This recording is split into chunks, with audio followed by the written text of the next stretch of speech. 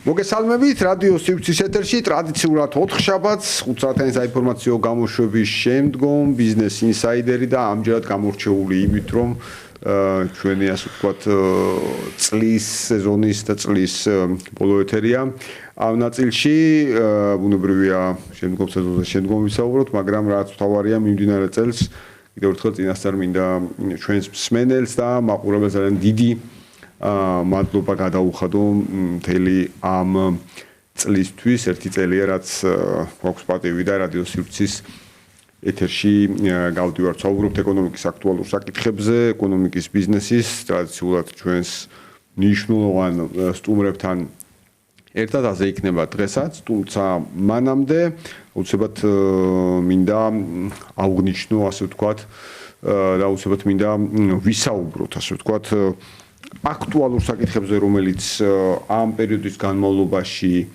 იყო, რაც მნიშვნელოვანი ფაქტებია, რამოდენიმე მნიშვნელოვანი დეტალი, ასე ვთქვათ, თლიანობაში ცხადია თლიანი წლის შეჯამებისთვის მთელი ფორმატი ალბათ არ გვეყოფა, მაგრამ ყოველ შემთხვევაში რამოდენიმე საკითხი, რაც ცალსახაა და შეგვიძლია აღვნიშნოთ, ბუნებრივია პირველ რიგში შეეხება ეკონომიკურ ზრდას ამ ნაწილში რაც მინდა ვთქვა არის სწორედ ის რომ ყველა საერთაშორისო საფინანსო ინსტიტუტის მხრიდან მიმდინარე წელს რამოდენიმეჯერ მოხდა საქართველოს ეკონომიკური ზრდის პროგნოზის ცვლილება ჩვენ ნახეთ მათ შორის მსოფლიო ბანკის, საერთაშორისო სავალუტო ფონდის, აზიის განვითარების ბანკის ევროპის რეკონსტრუქცია და განვითარების ბანკის პროგნოზების ცვლილება ეკონომიკური ზრდის ნაწილში პოზიტიური დინამიკისკენ და ბუნებრივია სულ ბოლოს ჩვენ ნახეთ საერთაშორისო სავალუტო ფონდის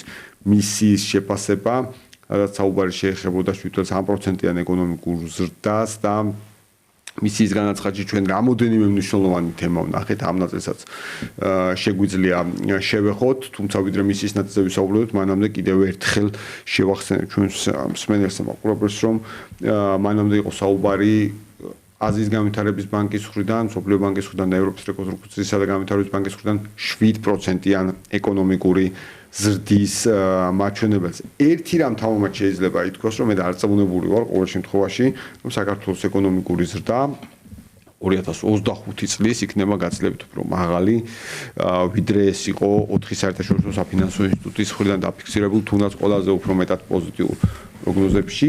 მანამდე ეკონომიკური ზრდის მაჩვენებელი შეაფასა ასევე და ეკონომიკურ ზრდაზე ისაუბრა სარეიტინგო სააგენტო ფიჩმა, ფიჩის შეფასებით ასევე საქართველოს იქნება 7.3%-იანი ეკონომიკური ზრდა და ცოტა უფრო ადრე ეკონომიკური ზრდის მაჩვენებლებზე ისაუბრა ამ შემთხვევაში საუბარი იყო ევროკომისიის დასკვნაში, სადაც ასევე 7.3% ფიქსირდებოდა ბოლო მონაცემები, რომელიც ჩვენ ნახეთ, ხო ხშირად არის ხოლმე საუბარი, რომ რა განსაზღვრავს ეკონომიკური ზრდის ნაწილს და ზოგადად საქართველოს ეკონომიკის სიჯანსაღე, როგორ შეიძლება შევაფასოთ, ბუნებრივია ერთი მნიშვნელოვანი კომპონენტი, რაც აუცილებლად უნდა აღინიშნოს, არის ბოლო მაჩვენებლები, სადაც საუბარია ექსპორტის სარეკორდო ზრდაზე, ასევე რა თქმა უნდა სალსახად პოზიტიური ნაწილია სარეკორდო შემოსავლები ტურიზმი და საერთაშორისო მოგზაურობიდან მიღებული შემოსავლები. ამ შემთხვევაში ისევე როგორც საერთო ჯამში ჩვენ ნახეთ რომ თბილისის საქართველოს სამივე საერთაშორისო აეროპორტმა, თბილისის საერთაშორისო აეროპორტმა, ქუთაისის, ბათუმის აეროპორტმა ჯამში 8 მილიონზე მეტ გზავრს უმასპინძლა და მოემსახურა ეს ბოლო მონაცემები, რაც გვაქვს იანვარ-ნოემბრის მონაცემებს გულისხმობთ, რაც მხოლოდ პროცენტულ მაჩვენებებში არის 18%-იანი მატება. ბოლო პერიოდის განმავლობაში ჩვენ ნახეთ ინვესტიციები, პირდაპირ უცხოური ინვესტიციების მაჩვენებელი, სადაც ჩვენ საუბრობთ ჯამში 11%-იან მატებაზე, რაც ასევე საკმაოდ სოლიდური მაჩვენებელია. თუ ჩვენ ბოლო მაჩვენებებს ავიღებთ ასევე როგორც ბიზნესის ბრუნვის პროდუქციის გამოშვების კუთხით, ასევე ვხედავთ აქ ძალიან პოზიტიურ დინამიკას. ხადი ეს არის ყველა ეს ფაქტორი, რომელიც ქმნის იმ ერთობლიობას, რომელიც უზრუნველყოფს საქართველოში მაღალ ეკონომიკურ ზრდას. წლის გამორჩეულ ფაქტებს თუ ავიღებთ, რა თქმა უნდა, ცალსახად რაც მინდა აღვნიშნო, ეს იყო ახალი დინამიკა ენერგო სექტორში, რომელიც შემოაქვს მთავრობას, საუბარია 1 მილიარდი ლარის პირობით პატიებაზე გასაგებია, რატომაც პირობით, ვინაიდან ახლა აღარ არის დრო იმ სპეკულაციების, რომელიც არსებობდა ამ სექტორში, ახლა რეალური საქმის კეთების დროა და ჩვენ ვხედავთ, რომ საინვესტიციო მიმზიდველი ხდება ბევრად უფრო მეტად ენერგეტიკული სექტორი, ვიდრე იყო აქამდე, ვინაიდან მთავრობა სრულად ახალი ფურცლით იწყებს ენერგო სექტორთან თანამშრომლობს მართლაც მილიარდი ლარის პატიება, მანამდე თითქმის 400 მილიონამდე ეკონომია სექტორში, სწორედ ოპტიმიზაციის შედეგად უზრუნველყოფს იმ მოლოდინებს, რომ ეს თანხა კვლავ ჩაბრუნდება სექტორში და ჩვენ თუ ვსაუბრობთ ახლა ეკონომიკურ ზრდაზე დაახლოებით 8%-მდე, დარწმუნებული ვარ, რომ შემდგომ წელს მნიშვნელოვან წვლილს შეიტანს ეკონომიკის ზრდის ნაწილში, სწორედ ენერგო სექტორში განხორციელებული ინვესტიციების, როგორც მთლიანად ენერგო სექტორი, რაც ცალსახად პოზიტიური მოვლენაა, ჩვენ ბუნებრივია ყველა ველოდებით, ასე ვთქვათ, განახლებულ, ასე ვთქვათ, დინამიკას სექტორში და ამ იმედს გვაძლევს დამატებით, სწორედ ამ მილიარდი ლარის პატიების შემდგომ სწორედ სექტორის წარმომადგენლების, სექტორში ინვესტიციების განმახორციელებლების კომენტარები ამ კუთხით. ცალსახად უნდა აღინიშნოს ძალიან პოზიტიური ფაქტი, რომ ევროკომისიის მიერ ორხევი ინტერესების პროექტების ჩამონათვალში მოხდა შავი ზღვის კაბელი, როცა ჩვენ ენერგეტიკაზე ვსაუბრობთ, ცხადია, კაბელს გვერდს ვერ აუვით, პირიქით ეს არის შუა დერეფნის ერთ-ერთი უმნიშვნელოვანესი პროექტი, როდესაც ენერგეტიკული კუთხით საქართველო პირდაპირ უკავშირდება ევროკავშირს და რა თქმა უნდა, როცა ჩვენ ენერგეტიკაზე ვსაუბრობთ, მათ შორის შავი ზღვის კაბელზე პრემიერმა აღნიშნა, რომ საშუალოდიან პერიოდში თვითკმარობის უზრუნველყოფა არის განსაკუთრებით მნიშვნელოვანი. დიახ, უნდა მივახციოთ თვითკმარობას და პრემიერმა აღნიშნა ასევე საექსპორტო პოტენციალი ჩვენი ელექტროენერგიის და სწორედ შავი ზღვის კაბელი ამ კუთხით მნიშვნელოვანი წვლილის შემტანია და რა თქმა უნდა ჩვენ ვრცლად ვისაუბრეთ, გასულ 4 შაბათსაც ვსაუბრობდით ამ თემასთან დაკავშირებით, იგლ-ჰილსთან დაკავშირებული უმნიშვნელოვანესი ინვესტიცია, როგორც არ ვიცი, არა წლის, არამედ 10 წლეულების უპრეცედენტო ინვესტიცია შეიძლება ასე ვთქვას, დამოუკიდებლობის მოპოვების შემდგომ ყველაზე მსხვილი ინვესტიცია ერთი კომპანიის მხრიდან განხორციელებული 6.6 მილიარდი დოლარის ინვესტიცია, რომელიც მნიშვნელოვანი შემოსავლებს მოუტანს ჩვენს ქვეყანას და მნიშვნელოვან წვლილს შეიტანს სწორედ ეკონომიკურ ზრდის ნაწილში და მოგეხსენებათ იყო არაერთი სპეკულაცია სწორედ იგლ-ჰილსთან დაკავშირებით და რა არის რეალობა აქ ჩვენ რო ვთქვათ რეალობა არის შემდეგი და ძალიან მარტივი რომ იგლ-ჰილსთან დაკავშირებული ინვესტიცია ყურადღების ცენტრშია უკვე საერთაშორისო საფინანსო ინსტიტუტების მე ვახსენე მისიის შეფასება საერთაშორისო სავალუტო ფონდის და სწორედ ხაზგასმით კონკრეტულად იგლ-ჰილსთან დაკავშირებით აღნიშნულია რომ საერთაშორისო სავალუტო ფონდი ხაზს უსვამს რომ იგლ-ჰილსის ინვესტიცია ერთ მხრივ საქართველოს ეკონომიკურ ზრდას შეუწყობს და მეორე მხრივ პოზიტიურ გავლენას იქონიებს დასაქმების მაჩვენებლებზე და მანამდე იგლ-ჰილსი უკვე მოხდა სარეიტინგო სააგენტო ფიჩის შეფასებაში, სადაც ასევე აღნიშნული როგორც ეკონომიკური ზრდის მთავარი მასტიმულირებელი. ნაწილი ასე რომ პოზიტიურ ძრებს ველით ამ კუთხითაც და კიდევ ერთხელ ყველანაირი სპეკულაცია ამ თვალსაზრისით დასრულებულია, შეიძლება ასე ითქვას და საქართველოს როგორც აღნიშნულია, კვლავ განაგრძობს სარეკორდოდ მაღალ და სტაბილურ ზრდას და რა თქმა უნდა, აუცილებლად მინდა გამოვყო რეზერვების პოლიტიკა და ლარის კურსი, რაც წლის ძალიან მნიშვნელოვანი პოზიტიური მოვლენაა. პირველ რიგში, რა თქმა უნდა, აღინიშნოს, რომ ჩვენ ლარის კურსთან დაკავშირებით გასულ წელს ვიყავით არაერთი სპეკულაციის, ასე ვთქვათ, მომსწრე, როდესაც საუბარი იყო, რომ ლარის კურსის გაუფასრობა იქნებოდა 3 ლარზე ზემოთ, 3 ლარ ნახევრამდეც კი მიდიოდა, ასე ვთქვათ, სპეკულაციის მასშტაბები, თუმცა რეალურად ვითარება გვაქვს სრულიად სხვა და ჩვენ ეს ძალიან კარგად ვნახეთ, 2 ლარი და 70 თეთრის ფარგლებში იყო ძირითადად დაფიქსირებული ამ შემთხვევაში ეროვნული ვალუტის კურსი და ვხედავთ რომ წლის ბოლოს ამ მაჩვენებელზე გავედით და სპეკულაცია იყო რეზერვებთან დაკავშირებით, რომ ეროვნული ბანკი დახარჯავდა მნიშვნელოვან რეზერვებს და მხოლოდ ამის ხარჯზე თუ შეინარჩუნებდა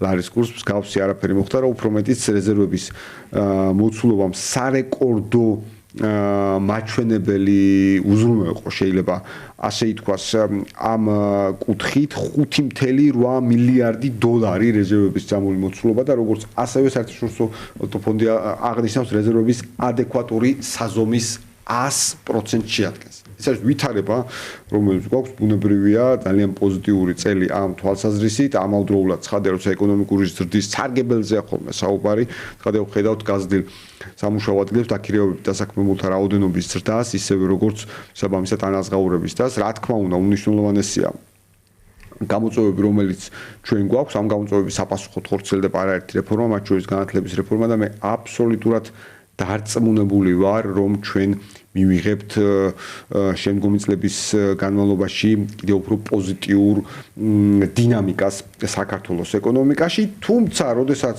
უამრავ ციფრზე ვსაუბრობთ, უამრავ ციფრთან დაკავშირებით, მთავარი ადამიანი ყოველთვის ვინც გვახსენდება არის საქსტატის აღმასრულებელი დირექტორი ბატონი გოგიტა თოდრაძე დღეს ბიზნეს ინსაიდერის ტუმაი რადიო სივრცის ეთერში ბატონ გოგიტა მოგესალმებით მოგეთ უამრავ ციფრებზე ვსაუბრობთ მაგრამ ეს ციფრები სწორედ საქსტატი არის ჩვენი მთავარი ძალიან სანდო და ძალიან კვალიფიციური წყარო ამ ციფრების მოწოდების და პირველ რიგში მინდა სწორედ ეს ნაწილი აღვნიშნო თქვენ ხალხი შეაჯამებთ ცხადია ამ ნაწილს მაგრამ თქვენ როგორ აფასებთ ჩვენთან ეთერში თქვა ამ შემთხვევაში საქსტატის მიმდინარე პერიოდის საქმიანობას მისი დატვირთულობიდან გამომდინარე აუცილებლად კონფერენციაზეც მინდა გითხოთ სადაც კიდევ ერთხელ პირდაპირ ეთერში მინდა მადლობა გადაგიხადოთ რომ მქონდა პატივი keynote speaker-ი ყოფილიყავი ამ კონფერენციაზე გითხოთ მოგესალმებით ბატონო გიორგი მივესალმებით თქვენს მსმენელს მაყურებელს და დიდი მადლობა მინდა გადაგიხადოთ ამ შესაძლებლობისთვის მოკლედ როგორც აღნიშნეთ მიმდინარე წელი საკმაოდ მნიშვნელოვანი იყო ჩვენთვის რასაკვირველია იმ თვალსაზრისით რომ ვაწარმოებთ კიდევ უფრო მეტი დისაგრეგირებული მონაცემები ჩვენი მომხმარებლებისთვის, რადგანაც მათი რაოდენობა ზოგადად მზარდია წლიდან წლამდე, თუ ერთწლიან პერიოდს განვიხილავთ, საქსტატის ვებსაიტის მომხმარებელთა რაოდენობა 32% არის გაზრდილი და მილიონ წლის ჭრილშია. 1,270,000 უნიკალური ვიზიტორის მაჩვენებელზე გავედით.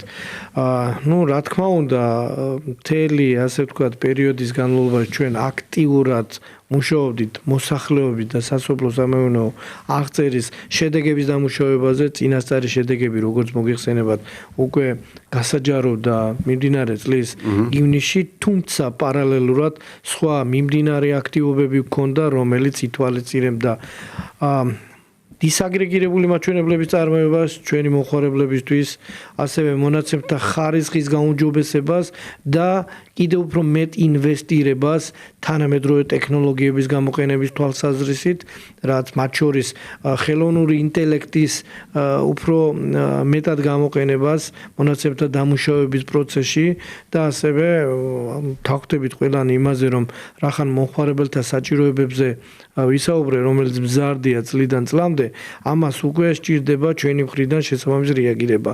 ჩვენ უკვე ვაცნობიერებთ იმას, რომ მონაცემთა შეგროვების და გავრცელების ტრადიციული მეთოდები, რომელიც გახლავთ კვლევები და ასევე მხოლოდ ადმინისტრაციული მონაცემთა წყაროები, აღარ არის საკმარისი მომხმარებლების მოთხოვნებზე რეაგირებისთვის. ამიტომ დღის წესრიგში დგას ახალი ტექნოლოგიების და ახალი მონაცემთა წყაროების ასე ვთქვათ დანერგვის და მოძიების საკითხი, რაზეც ჩვენ აქტიურად მუშაობთ და სხვათა შორის სერიოზული პროგრესი გვაქვს სხვადასხვა მიმართულებით. ეს გახლავთ სკანერული მონაცემების გამოყენება, მაგალითად სამომხმარებლო ფასების ინდექსის გაანგარიშებაში, ვებგვერდიდან მონაცემთა ავტომატურად ჩამოტვირთვის შესაძლებლობა, ეგრეთ წოდებული ვებ სკრეპინგი, რასაც უკვე მესამე წელია ვიყენებთ უძრავი ქონების ფასების ინდექსის შესაფასებლად. ასევე გარკვეულ ყურადღებას ვუთმობთ რასაკვირველია დიდი მონაცემების გამოყენების შესაძლებლობის შეფასებაზე, მაგალითად მობილური კავშირგაბმულობის ოპერატორის მონაცემები, იგივე ადგილობრივი ტურიზმის და შიდა მიგრაციის შესაფასებლად.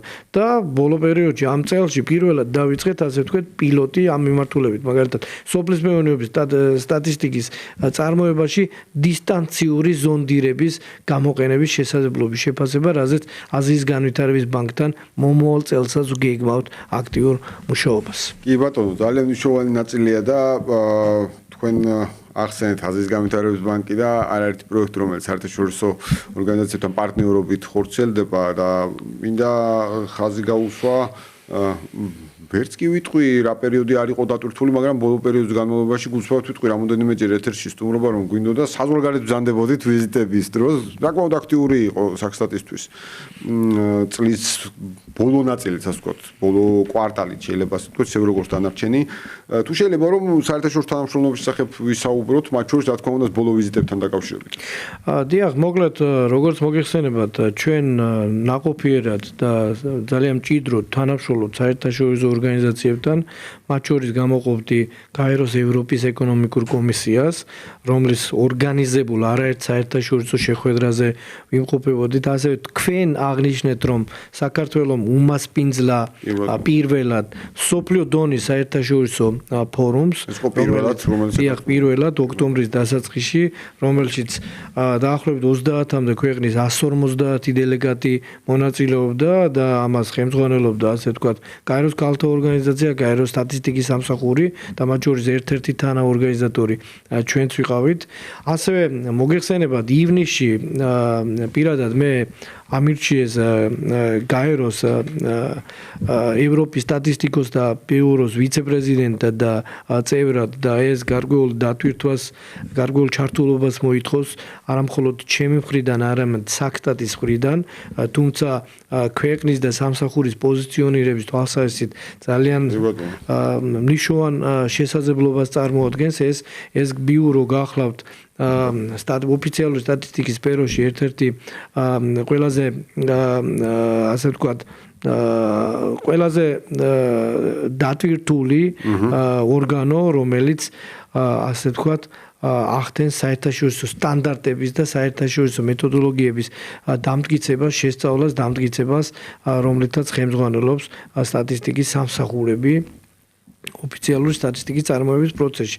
გარდა ამისა, როგორც ვახსენე, ჩვენ გასულ წელს დავასრულეთ მოსახლეობის აღწერა და ეს იყო პირველად ჩვენი ქვეყნის აღწერების. აი ამაზე მინდა კითხოთ კიდე დამატებით კი ბატონო. და ის სხვათა შორის წლიური შეხვედრები იმართება გაეროს ეგიდით და ამ შეხვედრაში იყო ჩვენი წარმომადგენლობა ჩართული და გაუზიარეთ დანარჩენ სოფლიოს, ასე ვთქვათ, საქართველოს გამოცდილება მოსახლეობის აღწერების ჩატარებასთან დაკავშირებით, რადგანაც ეს იყო პირველი შემთხვევა, როდესაც ჩვენ სრულიად ელექტრონულად ქაღალდის კითხვარების გარეშე, ასე ვთქვათ, ჩავატარეთ მოსახლეობის აღწერა და მივიღეთ ძალიან წარმატებული, ასე ვთქვათ, შედეგები. აი გადავასწორეთ მოსახლეობის აღწერასთან დაკავშირებით, თუ შეიძლება რომ შევაჯამოთ ეს პროცესი, ასევე ჩვენც რომ გაგვეზიაროთ, რა თქმა უნდა, ჩვენთვის ცნობილია, თქვენ ძალიან პროაქტიულად მუშაობთ მედიასთან, კიდევ ერთხელ რომ ვისაუბროთ შედეგებთან დაკავშირებით და ვითარებაზე. დიახ, შედეგებს რაც შეეხება, მოკლედ ეს წინასწარი იყო საზოგადოებისთვის ცნობილი, რომ მოსახლეობის აღწერის წინასწარი შედეგები 25 ივნისს გასაჯაროვდა, ანუ ეს ითვალისწინებდა ძირითად მაჩვენებლებს რეგიონების და მუნიციპალიტეტების დონეზე, რომლის მიხედვითაც საქართველოს მოსახლეობის რიცხოვნობა 3.914.000-ია დაახლოებით, ურბანიზაციის საკმაოდ მაღალი მაჩვენებელი გამოიკვეთა, ანუ დაახლოებით 5%-ული პუნქტით არის გაზრდილი ქალაქდასახლების წილი მთელ მოსახლეობაში, ну ადრე თუ იყო დაახლოებით 58%, 63%-მდე ავიდა ეს მაჩვენებელი. მნიშვნელოვნად გაიზარდა ქალაქ თბილისის მოსახლეობა 10 წლის წინ თუ დაახლოებით 1.080.000 კაცი ცხოვრობდა, დაახლოებით 1.330.000 კაცი ცხოვრობს მუდმივად თბილისში. მნიშვნელოვნად გაიზარდა ასევე ქალაქ ბათუმის მოსახლეობის რიცხოვნობა, დაახლოებით 152.000 კაციდან 235.000 კაცზე ავიდა. არის გარკვეული მუნიციპალიტეტები, ამაზე დიდ დროს არ წაგართმევთ, ჩვენ გავასაჯაროეთ ეს ასე ვთქვათ ინფორმაცია. არის გარკვეული მუნიციპალიტეტები, სადაც მოსახლეობის ზრდის ტენდენციები გამოიკვეთა, მაგალითად ახლომდებარე, მაგალითად მცხეთის მუნიციპალიტეტში, რუსთავის მუნიციპალიტეტში, ასევე ქუთაისშიც არის ზრდის მაჩვენებელი, სხვათა შორის მაღალმთიანშიც, მესტიის მუნიციპალიტეტში მოსახლეობის, ლენტეხის მუნიციპალიტეტში მოსახლეობის ზრდის მაჩვენებელი დაფიქსირდა. მაღალმთიან აჭარაში პირიქით შემცირება გამოიკვეთა და ასე შემდეგ.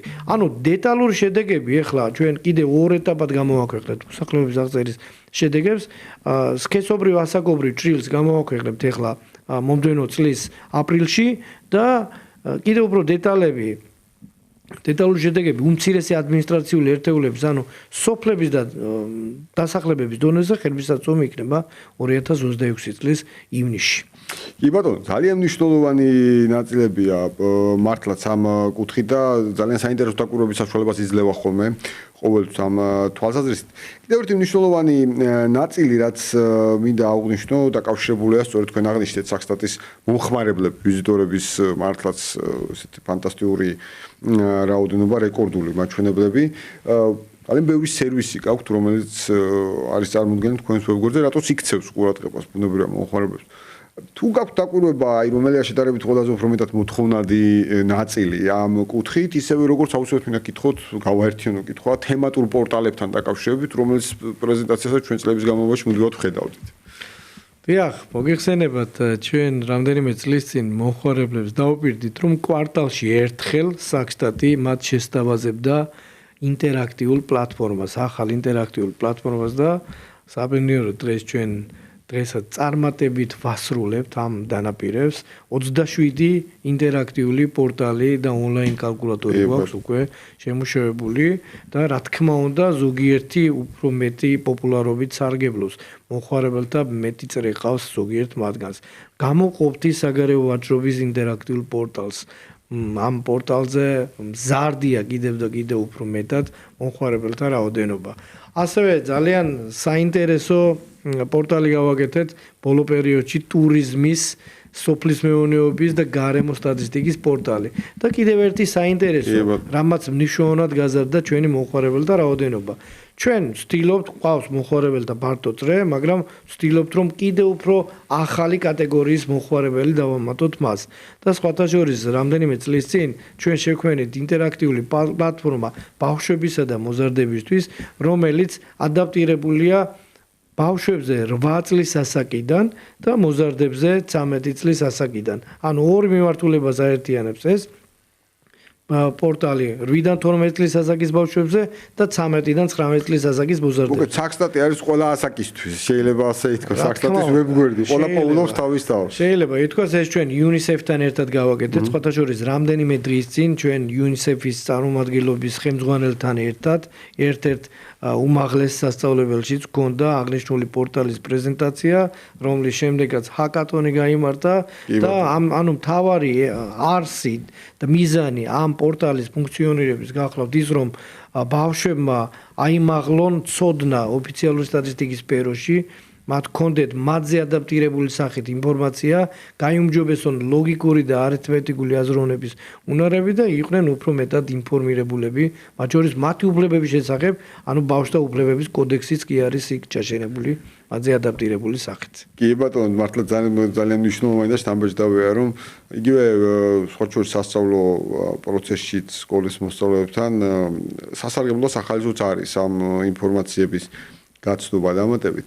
აუცილებლად მინდა მიუბრუნდე კიდევ ერთ საკითხს, რომელიც ასევე გარკვეულად საერთაშორისო თანამშრომლობასაც ეხება, შეიძლება ასე ითქვას. ძალიან ბევრი საერთაშორისო საფინანსო ინსტიტუტი, მათ შორის მსოფლიო ბანკი, ასე შემდეგ იყენებს სწორედ საქსტატის მიერ გამოქვეყნებულ მონაცემებს, ისევე როგორც ჩვენს მედიის წარმომადგენლები, ბიზნეს მედიაში ჩართული ადამიანები ანალიზის დროს ხშირად ვიყენებთ, უპირატესად ვიყენებთ საქსტატის მაჩვენებლებს.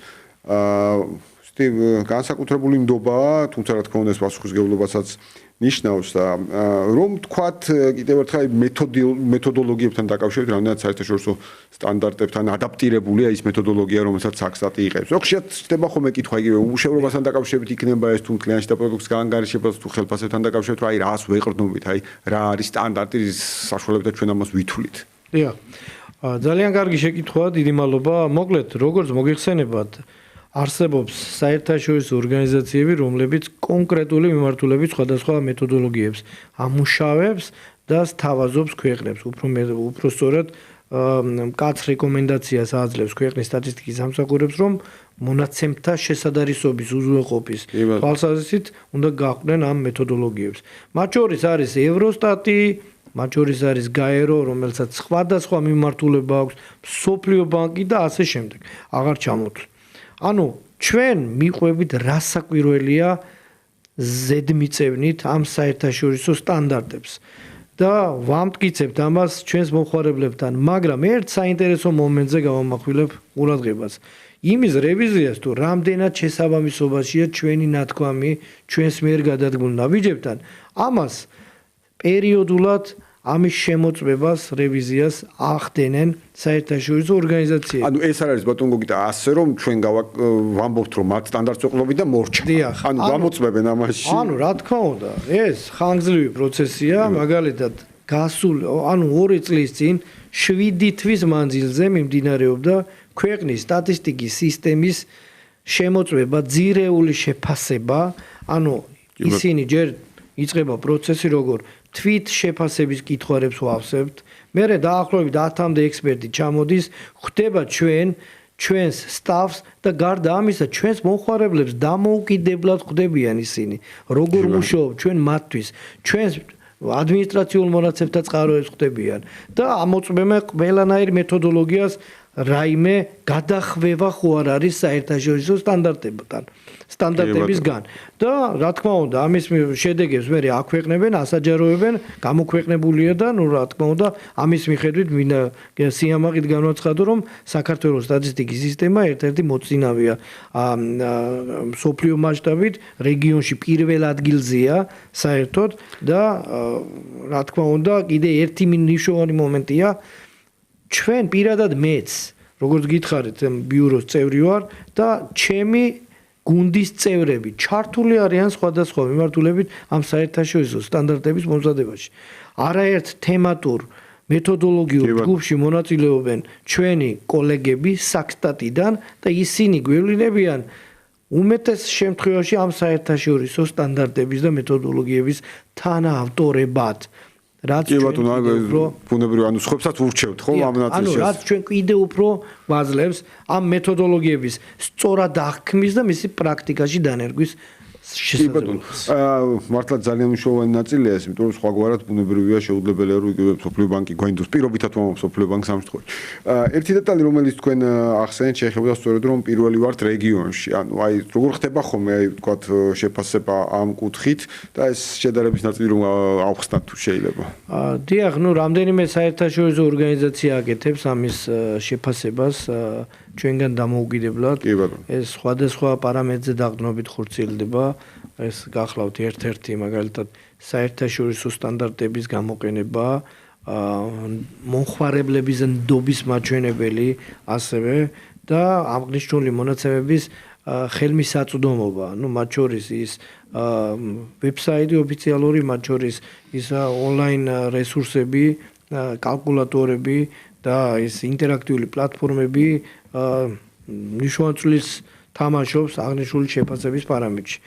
ბოლო შეფასებით, მსოფლიო ბანკის შეფასებით, საქართველო კვლავ ინარჩუნებს ევროპის საუკეთესო ქვეყნების 20-ში ერთ-ერთ ადგილს და ეს არის ჩვენი მნიშვნელოვანი წარმატება ამ თვალსაზრისით. მართლა ძალიან მნიშვნელოვანია. აუცილებლად მინდა გკითხოთ ჩვენ საერთაშორისო თანამშრომლობაზე ვცლად ვისაუბრეთ. თანამშრომლობა ადგილობრივ დონეზე უპირატესად რა თქმა უნდა ამ შემთხვევაში გულისხმობთ თქვენს თანამშრომლობას იგივე ეკონომიკური პროფილის სახელმწიფო უწყებებთან საქართველოს ეროვნულ ბანკთან, ეკონომიკის სამინისტროსთან, ფინანსის სამინისტროსთან თუ ასე შემდეგ. როგორია ეს координация, რა მექანიზმი აქვს ამ координациას, თქვათ ამ შემთხვევაში, ვინაიდან ბუნებრივია სკრეპსითაც უნდა ხდებოდეს ინფორმაციის გავრცელებაც. დიახ, როგორც მოგეხსენებათ, საქართველოში ოფიციალური სტატისტიკის მწარმოებელ უწყებებს მიეკუთვნება საქსტატთან ერთად საქართველოს ფინანსთა სამინისტრო ასევე და საქართველოს ეროვნული ბანკი. ანუ მათ შორის ფინანსთა სამინისტრო მაგალითად სახელმწიფო ფინანსების სტატისტიკის ნაწილში არის წარმოდგენილი, ხო?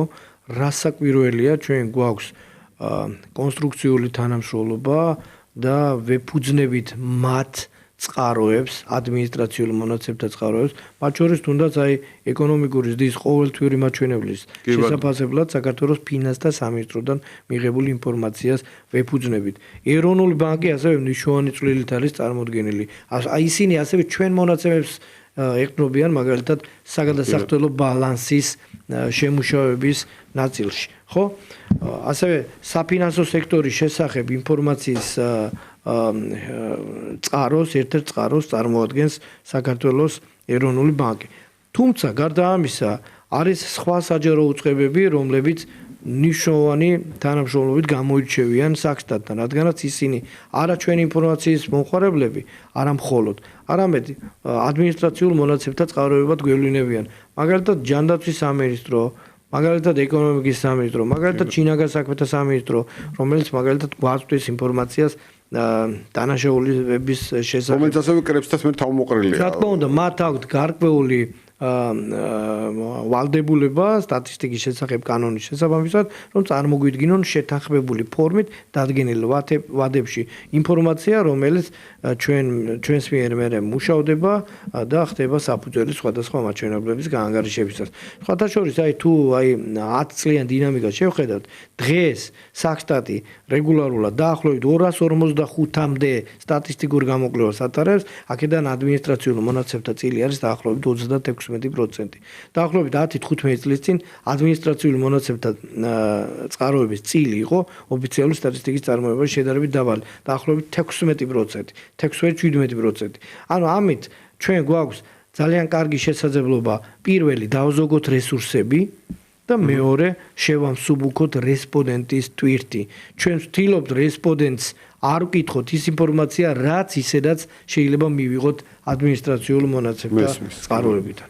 ძალიან მნიშვნელოვანია ამ ნაწილის ცოდნაც, ასე ვთქვა, და ახსნა რეალურად რამდენად კოორდინირებულია ეს მოქმედება და რა მასშტაბის სამუშაო სრულდება რეალურად, რაც თქვენ ახლა აღნიშნეთ. აბსოლუტურად მინდა გკითხოთ იგივე ჩვენ ვისაუბრეთ თემატურ პორტალებზე, სხვა ტიპის ინიციატივებზე. თუ არის ახლა რამოდენიმე მიმდინარე პროექტი, რომელსაც შეიძლება მიმდინარე სტატუსი აქვს, შეიძლება უფრო ასე ითქვას, თქვა და ხორციელდება და რაღაც რამეს უნდა ველოდეთ. სხვათა შორის, რა თქმა უნდა, მომდევნო წლის განმავლობაში ჩვენ გვაქვს სიახლეებს მიგვაჩვიეთ ამას, იმიტომ ვკითხულობ. გეგმა გვაქვს, რომ რამდენიმე ინტერაქტიული პორტალი გავუშვათ. თუმცა ამ ეტაპზე ჩვენ გადაწყვეტილების მიღების პროცესში ვართ და წლის ბოლომდე ამასთან დაკავშირებით ჩამოყალიბდებით და მივიღებთ გადაწყვეტილებას, თუ რა მიმართულებით, რა თემატურ ინტერაქტიულ პორტალს უნდა ელოდოს ჩვენი მომხმარებელი მომდევნო წლისთვის. ყოველ შემთხვევაში გეგმაში არის ეს. აუცილებლად, როგორც დავუპირდით, მომხმარებლებს კვარტალში ერთხელ საშუალოდ ახალ ინტერაქტიულ პლატფორმას შევთავაზებთ. ანუ სადღაც 4-ს მაინც ველოდებით შემდეგ წელს და ზუსტად შემდეგ წელზე მინდა ბოლო კითხვა დავსვა ამ შემთხვევაში. რა იქნება ძირითადი პრიორიტეტები საქსტატისთვის ამ შემთხვევაში რა ძირითად მიმართულებებზე იქნება ყურადღება გამახვილებული ბუნებრივია და გეგმა რამდენადაც შესაძლებელია რომ შემდეგი წლის გეგმა უფრო ისეთ გენერალურად ვთქვათ. დიახ, ზოგადად ვიტყვი და შემდეგ ვესტების დეტალურ სიღრმეებში შევიდენ. ზოგადად ჩვენი გეგმა განსაზღვრულია მთავრობის მიერ დამტკიცებული სტრატეგიით და მისი სამოქმედო გეგმით. ანუ ჩვენი გეგმის ნაწილია უპირველეს ყოვლისა მომხმარებელზე ორიენტირებული მაღალი ხარისხის სტატისტიკის წარმოება. მაგრამ უმთავრესად ჩვენი ამოცანა პარალელურად უმთავრესი ამოცანა გახლავთ აღნიშნული მონაცემების გამოყენების ხელშეწყობა. აი სწორედ ამიტომ ვაკეთებთ ინტერაქტიულ პორტალებს და მართავთ საინფორმაციო შეხვედრებს, მათ შორის მედიასთან და მომხმარებელთა სხვადასხვა წრესთან. ჩვენ ვფიქრობთ, რომ კიდევ უფრო მეტად აქტიური დიალოგი გქონდეს ჩვენს ინფორმაციის მომხმარებლებთან, რადგანაც ვცდილობთ, რომ ის საზოგადოებრივი პროდუქტი, რომელსაც ჩვენ ოფიციალური სტატისტიკის სახით ვაწარმოებთ, გვინდა რომ ადვილად გამოყენებადი იყოს მომხმარებლებისთვის, ნებისმიერი მომხმარებლისთვის, მათ შორის ფიზიკური პირისთვის, რათა ეს გახდეს საფუძველი მტკიცებულებებზე დაფუძნებული გადაწყვეტილების მისაღებად. მომდევნო წლისთვის ჩვენ დიდი ყურადღება გვინდა დაუთმოთ მოსახლეობის აღწერის დეტალური შედეგების გამოქვეყნებას. ასევე მომდევნო ამ ნაწილსაც ნახავთ ხო უფრო დეტალურად. აუცილებლად და ასევე მომდევნო წლიდან ჩვენ გადავდგავთ აქტიურ ნაბიჯს ჩვენი სისტემის კიდევ უფრო გაუმჯობესების თვალსაზრისით. ანუ დღეს ჩვენი სისტემა პროდუქტებზე დაფუძნებულ სისტემას წარმოადგენს, მაგრამ განვითარებული სტატისტიკის სამსახურები უკვე ნელ-ნელა გადასულები არიან პროცესებზე მართულ სისტემაზე და შესაბამისად პროცესებზე მართული სისტემის დანერგვა არის ჩვენი დღის ეს რიგით გათვალისწინებული მომდევნო წლიდან. ძალიან საინტერესო წელი გველოდება, დარწმუნებული ვარ ამ კუთხით, ისევე როგორც მინდა ინფორმაციების წყარო ყოველთვის ხოლმე სახსტატი ჩვენთვის. ბატონო გოგიტა, ძალიან დიდი მადლობა მინდა გადაგიხადოთ კიდევ ერთხელ წლის ბოლოს სტუმრობისთვის, ვინ თუ არა და ვისთან თუ არა თქვენთან და ვინ თუ არა სახსტატის ხელმძღვანელი უნდა ყოფილიყო ჩვენი სტუმარი გადაცემის შეჯამების ნაწილში. კიდევ ერთხელ მადლობას გიხდით. მადლობას უხდით ჩვენს მსმენელებს, ჩვენს მაყურებლებს, მადლობა მინდა გადაუხადო მიმდინარე წლისთვის და მინდა წარმატებული 2026 წელი უსურვო. დიდი მადლობა რომ გიყურებდით და გვისმენთ.